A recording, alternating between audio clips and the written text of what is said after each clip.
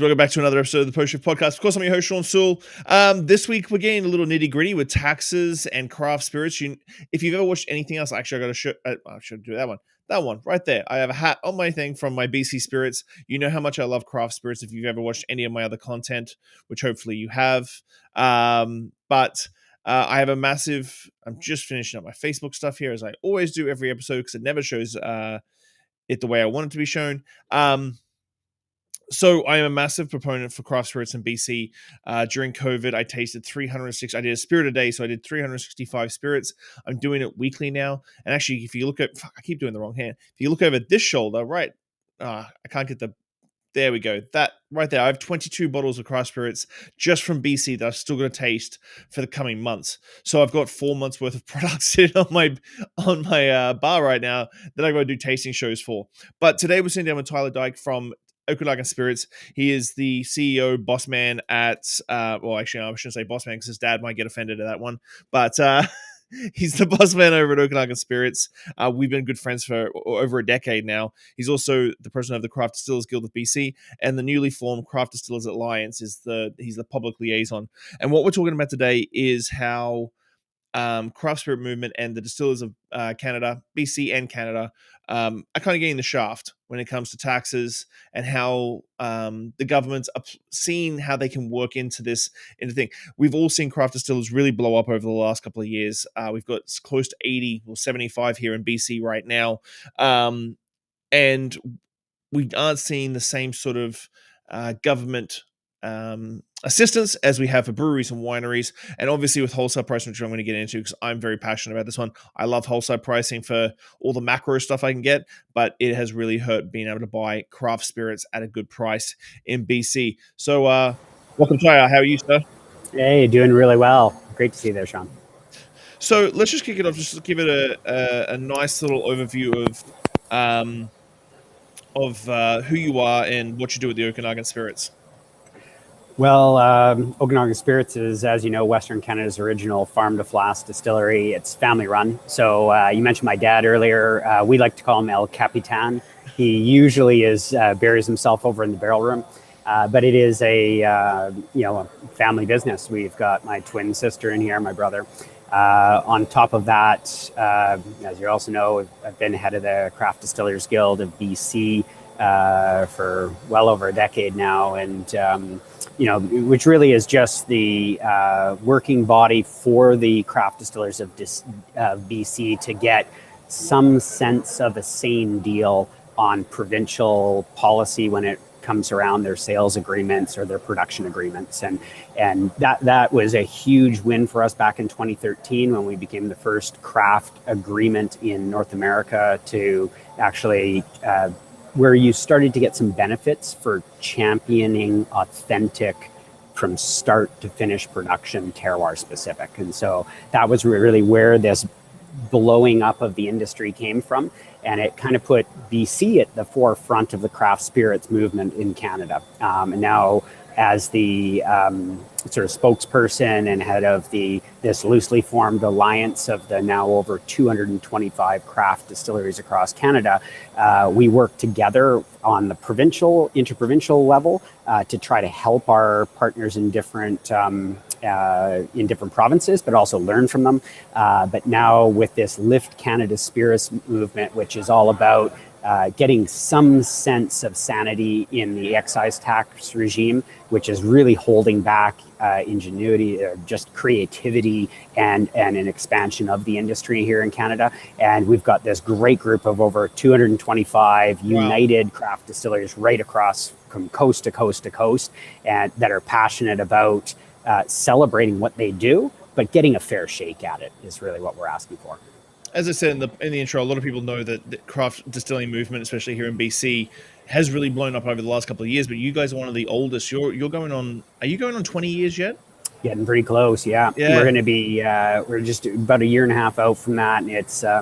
It seems like the flash, a blink of an eye, but it's been a long haul. That's for sure.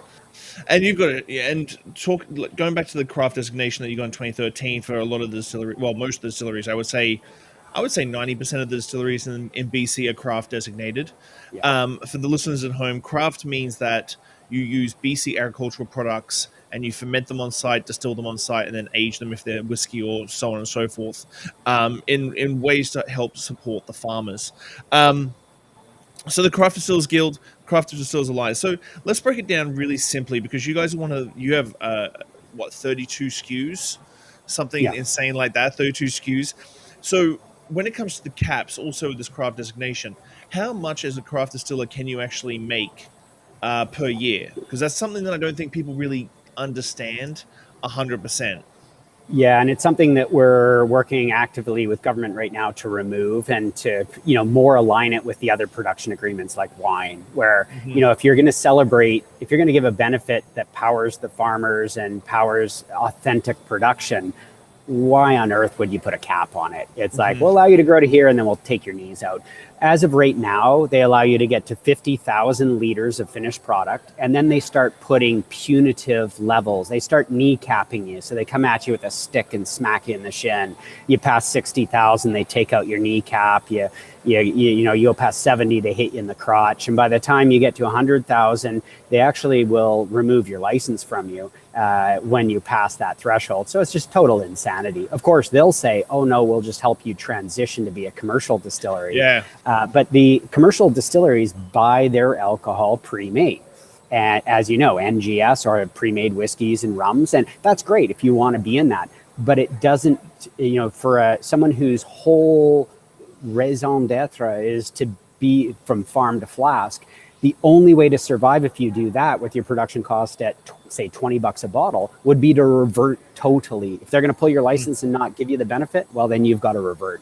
So it's an ass backwards system, and actually, which is great. We've got the mandate from the provincial government now back on the BTAP panel that I sit on to work with the LDB and LCRB to help transform this, to make it a better system, not just for distilled spirits, but for cider, sake, beer, wine, for everything to have a better supporting value added made in BC. And so that's really our challenge right now.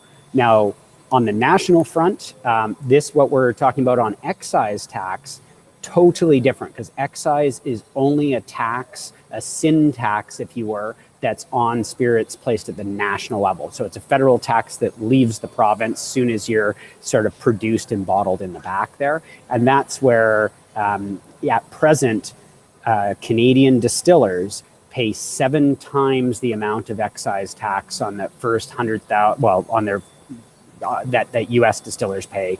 And actually, if you calculate it on a per alcohol molecule basis, they pay 25 times the rate that BC or craft brewers pay right across the country. And actually, that jumps to almost 53 times if we sell in the government liquor store. So it's in total insanity.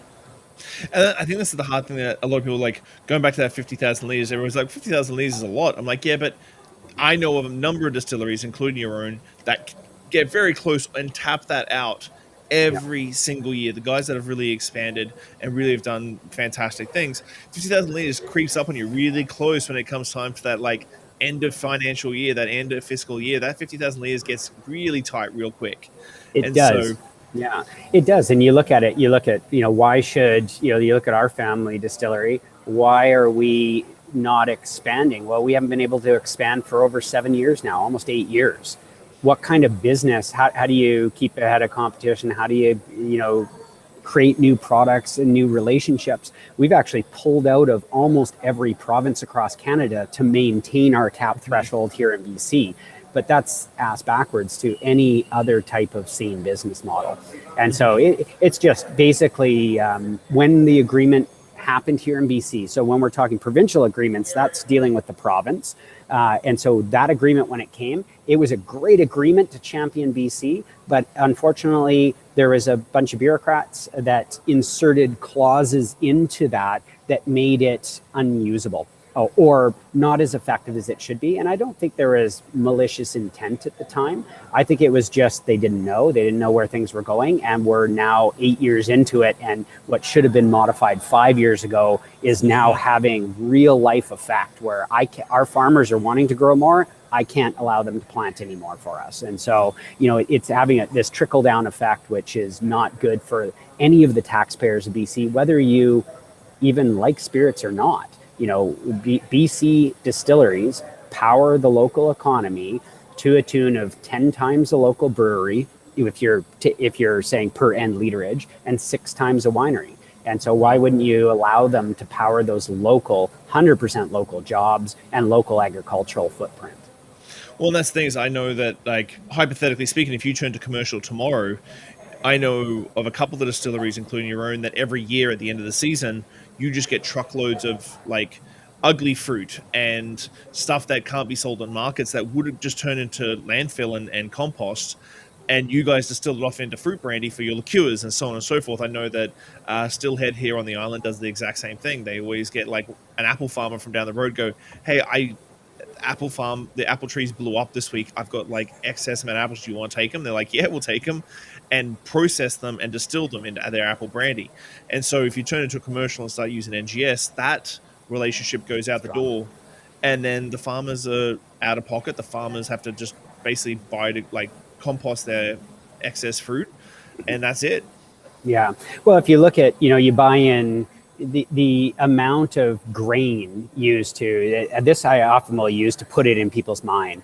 It takes us about an acre of our property to make about a ton here in the Okanagan. That's the growing sort of ratio, about a ton of our local barley, corn, or get a little bit more per acre off corn, but barley and rye. 1 ton makes 1 barrel, which is 200 liters. Wow. And so if I stopped at the beer mark, that would be 4,000 liters of beer at the beer wash. So I could sell 8,000 pints of beer here, or 2,000 liters of whiskey off of that one acre of land. But at that, if I look at our just Okanagan Spirits outreach into the growers community, we have 36 farm families working that work directly with and help support Okanagan Spirits. We grow on, we keep underneath of that cap level just because we're not willing to lose those benefits. We produce way more than that because we're putting down lots of whiskey for years to come, but it doesn't get quantified until you put it in bottle. And so we're putting down for future generations of whiskey, I guess. But if you look at all of those, our footprint in the Okanagan is 250 acres of local farmland, 64 acres of local orchards, and about 24 acres of local berry farms. And that's just us. Now, if you took what you said in the beginning, 70 to 90 craft distilleries in BC, if they all had that footprint, and then if they were all allowed to grow to a sensible level, because our size, I can tell you right now, 20 years in the industry, we're about a quarter where we need to be cost effective. That's 1/4 of what a US new build distillery startup craft is looking at. Their startup, they always aim between that sort of 800 and 1,000 barrels a year. And so that would be about 1,000 acres, 750 to 1,000 acres of land just for their startup. And when I go down there and talk to them, they're like, how do you actually turn a profit at only doing like 50,000, 66,000 bottles or 100,000 bottles? Like, are you crazy? Like, you'll never, how do you keep the doors open? And I'm like, well, it's tough. You really have to you've got to be smart. You've got to sell other products like fentimans and ball caps and all these type of things. But, the average craft distiller in BC and across Canada is really struggling. And that's where this movement to actually change this one small, it seems small, this excise tax component, but on every bottle of alcohol, that reduction in the US puts about $3 more on every direct sale of alcohol that a distillery in the US, and I'm not just the US, but we're talking the UK, the EU, Australia, South Africa, every other first world production company has done this to generate jobs and domestic growth, and it works. They know that if they give up $1 of excise revenue, they gain $4 of local in-country domestic economic development. So a 4-to-1 return. If I told you I could get you a 4-to-1 on your investments, you'd say, "Hey, Tyler, go and do it." But for some reason, the government has been a stick in the mud. The federal government has just said, "No, we've got our hands on the lollipops in the cookie jar, and we're fine the way it is." But instead of, really, when they're saying that they're not allowing Canadian industry to grow. They're not allowing farmers to grow, not allowing distillers to grow, and they're leaving $3 on the table, or $4 for every $1 that they're collecting. So it's just lunacy from a policy, a financial policy platform statement. It's insane that they're not doing it. Do you think it's just a pure lack of understanding? And I know we've had our conversations about craft beer and wineries getting a lot of leeway in the beginning, and a lot of bureaucrats saying, you know what, we gave a lot of leeway to the breweries, we gave a lot of leeway to the wineries. We're gonna step back and hold back on this, because it does seem a very simple, easy, cost effective. Everything that you've been saying seems like it's a very easy thing to roll out and makes sense. So what's holding them back? Well, I think what's holding us back is traditionally the Canadian government has always done things in a very, very poor fashion. This is provincially and federally. They've chosen non-trade compliant mechanisms to give benefits. Look at VQA, for example. Even look at the craft agreement here. It's pretty hard to defend those. When they gave wine, a couple decades ago, when they said wine doesn't have to pay any excise, well, if they use 100% Canadian product, well, of course, Australia and the US are going to get upset about it. So I think it's stung them in the butt before, and now they're just like, oh, we don't want to touch that. Instead of saying, hey, wait a minute, the other countries did the same. But the other countries then realized, okay, we got to change these non-trade compliant practices, and let's come up with a system that is trade compliant, but still gives us the benefit. Now, when it first happened, you saw in like the UK and the EU and Australia and South Africa, when they all started going, they were all waiting to see, is it going to work? Or are they just giving up money? Is it just like a handout to the distillers? And when they first started, most of them gave these temporary extensions. And the best agreement that I've seen has been the US. They waited quite a long time. They got all of industry together, which is what we've done now in Canada, to get the big guys aligned with the small guys, and said, okay, what is the most sensible way? What is trade compliant? It's not going to get a spanking from the World Trade Organizations or a challenge, but is also going to give maximum benefit. And that's what, now we've got this track record all around the world of this type of policy where they don't tell you have to use BC or Canadian content. All they do is they say, hey, we're going to give you an advantage only on that first 100,000 in the States, it's proof gallons. Here, we're asking for basically half of that, which is if you do 100,000 liters LAA on there. Now, on that first little bit, that's literally a day's production at Jack Daniel's. So we're talking a tiny bit, but it's still substantial. Jack Daniel's would still get the benefit in the US, just like Canadian Club would here. But also to those smaller distillers, it's probably their whole annual output. So it allows them to keep more money in their pocket. They can hire new staff. They can grow to get their cost of production down to be more competitive. Right now, what's happened with this trade imbalance, with the US cutting theirs to 1/7 our excise in that first 100,000 proof gallons, it allows their distillers to become 4 to 5 times our size. Now they can afford to sell into our market under the value that we can afford to sell in our own market. So they come in and take market share, and they still are making money doing it. Whereas a Canadian distillery is losing the opportunity at home. They actually, right now, you're better off as a Canadian distillery to go sell in the US, because the US will give you that markup advantage down there. And so the Canadian government is I think right now they've been in election mode, they've been in COVID and everything like that. But powering Canada out of the pandemic, this is probably the number one, especially when I talk to all the agricultural sector and the different ministers, this is the number one opportunity for any Canadian government to come out in a thing and say, here's 10,000 jobs across Canada. Here's hundreds of millions of dollars we're pumping back into the Canadian economy. And we're doing it at a time where we're building Canadian confidence and pride and value added made in Canada without having to say you have to use made in Canada. Because you and I both know, Shawn, that all of these craft distilleries, to distinguish themselves from the big players, they use local. They can't outmarket the big guys, so they can only be more authentic and more local and gain that local support. So it will power down to that local economy. And I think the hard thing is a lot of people possibly listening, or their opinions on craft distilleries and distilleries in general in Canada, I don't think they ever think about the scalability and the possible future investment as well as possible sale to a big company. Like you always hear this in the US, like XYZ craft distillery gets bought by Constellation Brands, gets bought by Pernod Ricard. That can't happen in Canada right now Hmm. because no big company or no big VC company or no big, I know that Dragon's Den and Tate & Bay have got a deal and stuff like that, but if you can only make X amount of liters, your company's only worth in any given time in any given market only worth that cap. You can't. It's not worth any more.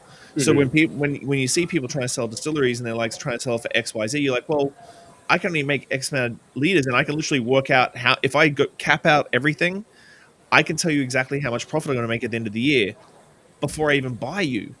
And so Hmm. I think a lot of people like obviously you guys are a family business, but we don't have this level of entrepreneurship in the industry of people who are trying to build a brand Hmm. to possibly sell in that 5 to 10 year mark, that Yeah. post 5 to 10, like tons of success or invest in. And it's not even about selling, it's just about gaining investors.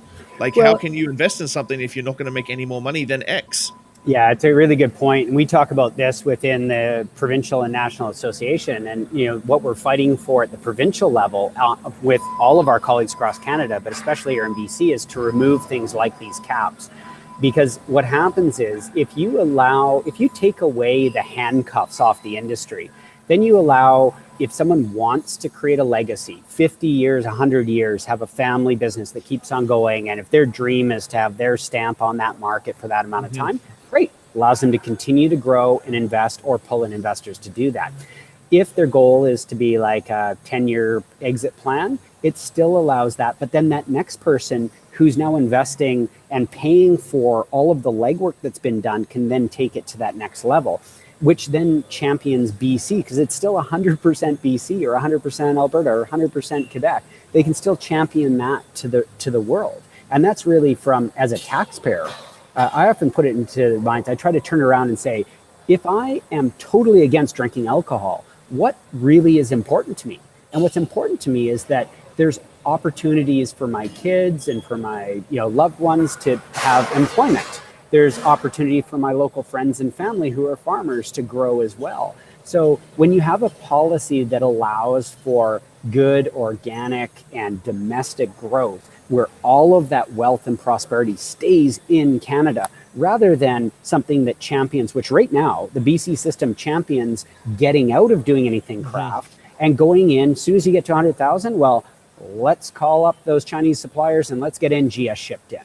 And that's great for the Chinese economy because it's powering jobs in China. But here, it comes here and literally it's finished product. You're going to mix it in with some water, maybe put some flavors and some color into it, and there's your great craft vodka. Not or gin, but it's not powering the economy. You've got 4 people that are mixing and mashing and creating a brand instead of the power of craft local is there's a 4-to-1 outside of that distillery, local 4-to-1.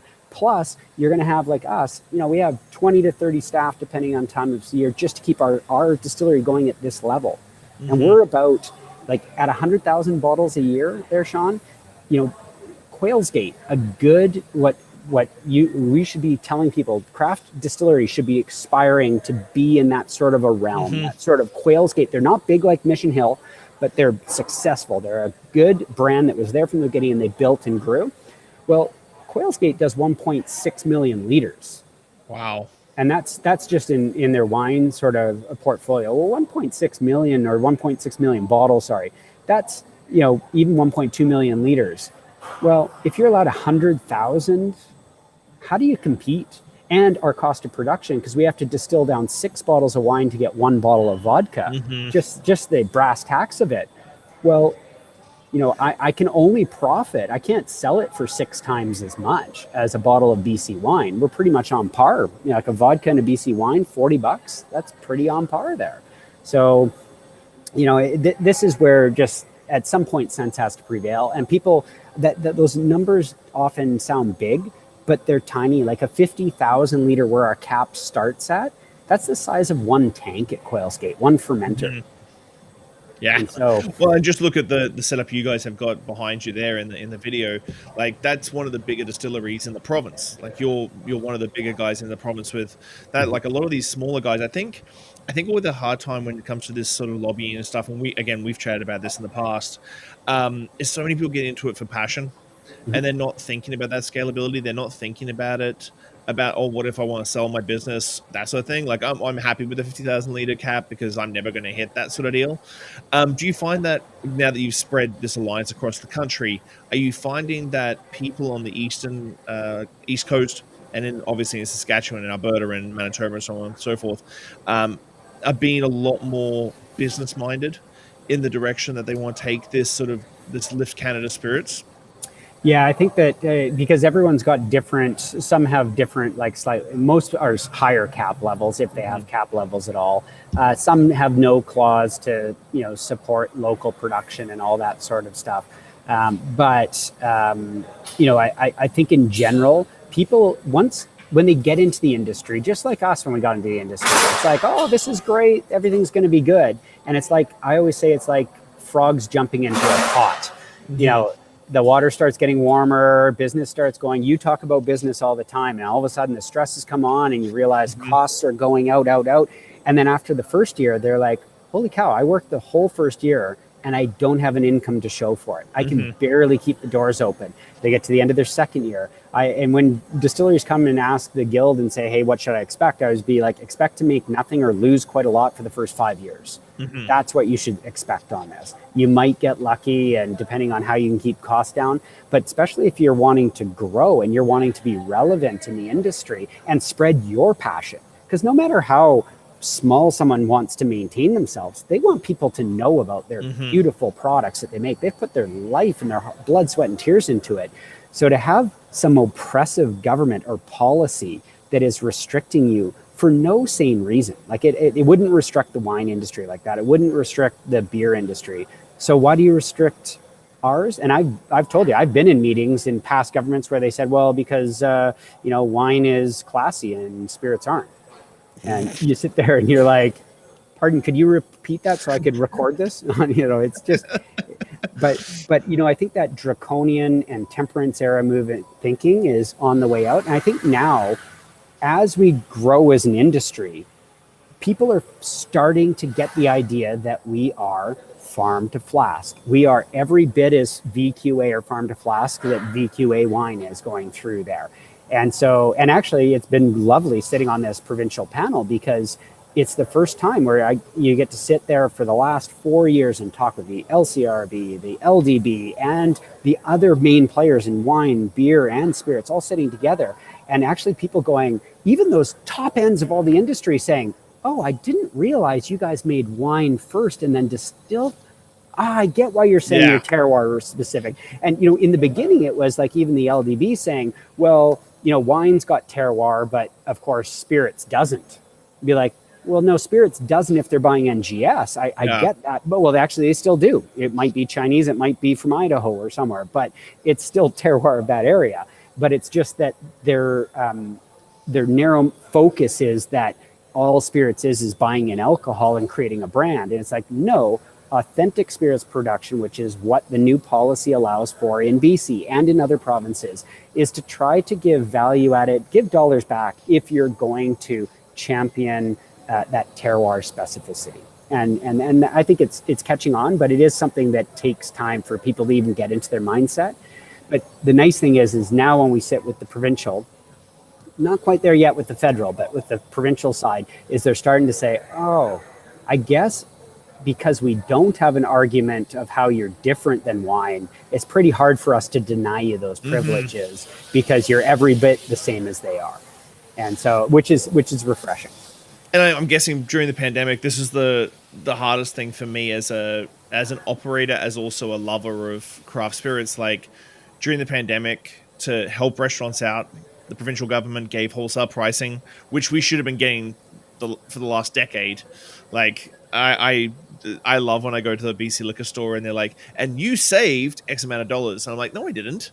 I didn't save. I don't have coupons for the gin I'm buying or the tequila. I'm not couponing my liquor order for the Clives. Like, this is just a different layer of tax I'm not saving money. Like, I'm not getting stuff at the bargain bin to help myself out. This is the way it is now. But wholesale pricing did affect the craft distillers movement in BC in the way of pricing, especially for restaurants and bars, because all of a sudden you went from a bottle of craft rye being on par or being a smidge more expensive than, say, your lot 40s and your 40 creeks and stuff, to all of a sudden being like $10 more expensive.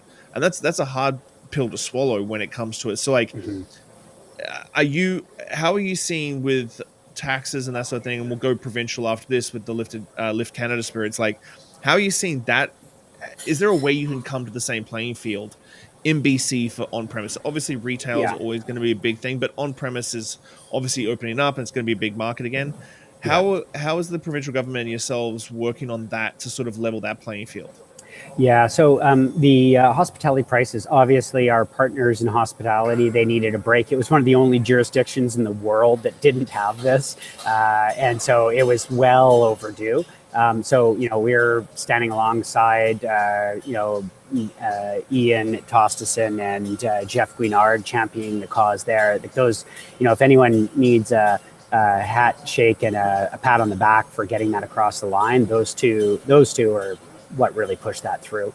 But really, when you look at who paid for it, well, it was paid for on the backs of BC producers, and the LDB had to give up some of their wholesale to retail markup on it.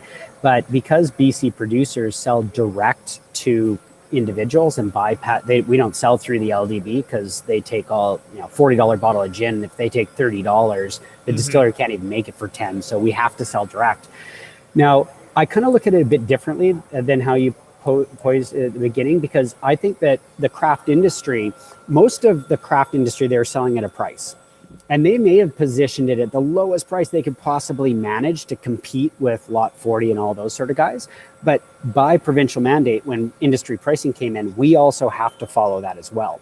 So basically, it meant that we were making 20% less or 16% less or whatever the wholesale pricing was, depending on the category, on those bottles. And so equally, when Lot 40 dropped, all of like Okanagan Spirits whiskeys would have dropped down too, unless you were ahead of the curve and you had already dropped your prices to that industry wholesale pricing, which a few had. But in general, all of the prices came down. Now, of course, the big guys don't feel that because they're already selling at that, and they don't. That's just the LDB giving up profit on there. But from the craft movement, and BC Wines and BC Craft Spirits were in this bubble here, where now all of a sudden they're like, holy cow, we've priced our whiskey at $45 a bottle because that's the least we can afford to get it to market. And now they're telling us we are mandated. We have to sell it at this lower amount. So now it's like, say $36 a bottle that they're selling it at. Now they're like, oh my goodness, like I can bear, like that's, it's almost not worth selling it, which sounds ridiculous. But because they haven't been allowed to grow, they can't get their cost of production down. And so it's this, everything's interconnected in that. Now, having said that, if the government here in BC releases the handcuffs from those restrictions and allows industry to grow here in BC, and then coupled with that, if the federal government says we're going to get less greedy and we're going to do what every other first world country does and promote made in Canada by giving them a little bit of a tax advantage at the beginning to power Canada, well, then you're going to see a much more robust industry. You're going to see amazing Canadian whiskeys that can be at that price point, so that if you're an agent, you can sell it. If you're a restaurateur or a whiskey lounge, you can choose, like, do I want Lot 40 or do I want this locally craft produced? And they're going to be in that same price point on there. And so I think it's a good win for everybody. And the end win is that when you make a whiskey here locally, all of that money stays local rather than it coming in and just selling through the liquor board. So this is where I would say to our partners in hospitality, like and I was sitting at that table voting thumbs up. Yes, this is, it may hurt our industry right now, but it is the right thing to do right now to get hospitality pricing.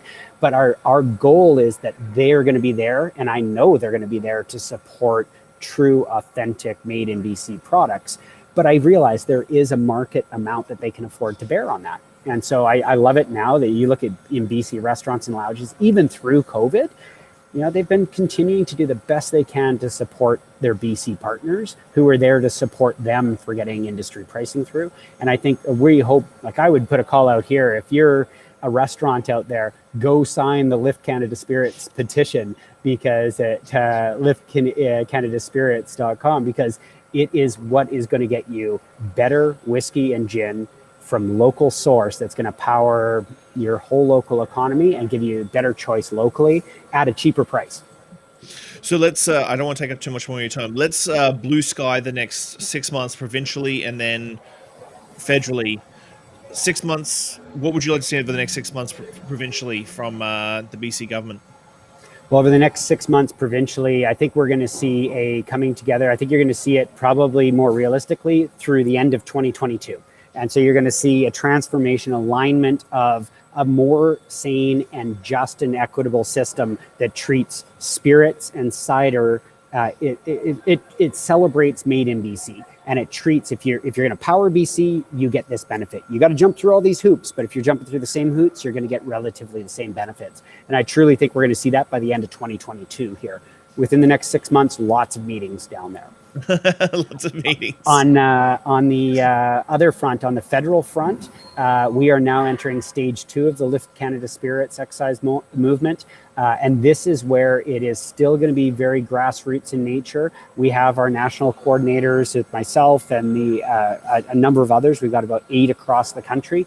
And then we're going to be dealing with all the provincial organizations. But this is now the time that the election has, we've got through the election. It looks very much the same as it did before. Yes. So this is re-engaging. And this is basically going back to the Liberals now with also getting the Conservatives and the NDP, and basically saying, our message to them is saying, this is a common sense issue. This is not a divisive issue. Mm-hmm. This is also an issue that we give benefit, unlike when you gave benefit to the wine industry, where it only helped Niagara and the Okanagan. Yeah.